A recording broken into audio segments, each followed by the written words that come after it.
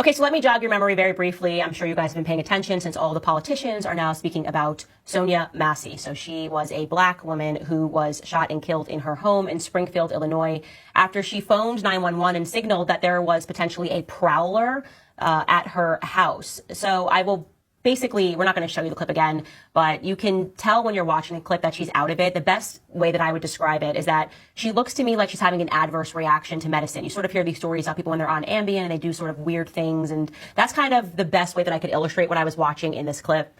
And I said in response to it that I did not deem the shooting to be justified whatsoever. I also said that the police officer would likely get into trouble since he signaled that he was going to shoot her in the head. And I then concluded that it is suspicious that these stories and these videos seem to conveniently be dropped to Black America every election cycle. Like we went from George Floyd, and right when it's election cycle, suddenly they start looking. It's like they just send out an email. Like if you got any videos that could upset Black America, that would allow us to sort of bang on this race narrative, please send them. And immediately I point to the fact that Joe Biden was tweeting about this. Like where was he the last 4 years in office? Did no other Black people or white people die at the hands of a police officer? No, of course not. But they liked the illusion of peace while they're in office. And then when they want a radical sea change or if they want to stop somebody else from winning, they like to again drum up the race narrative.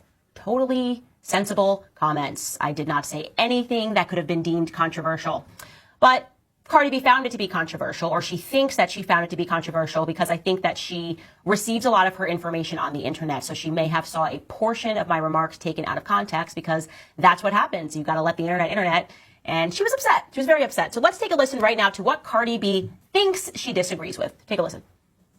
So the other person that I'm going to call out is Candice. I keep saying her name. Candice Owens, because she made like such a...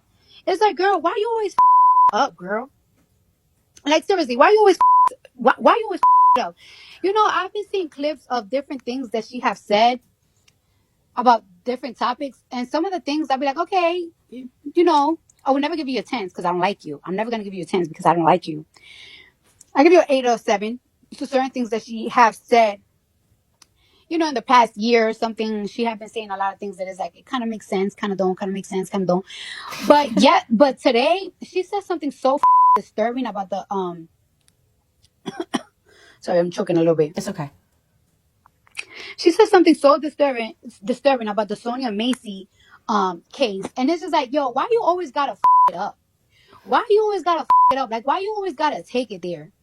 Like, it's like you always gotta take it there. And it's like, why you gotta take it there?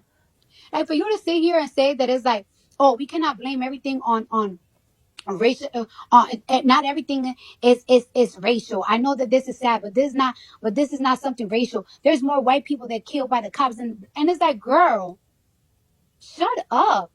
You don't feel one little bit of empathy, one little bit of sympathy of how this woman died. There was no argument. There was no conflict. There was no raise of voice. And she got shot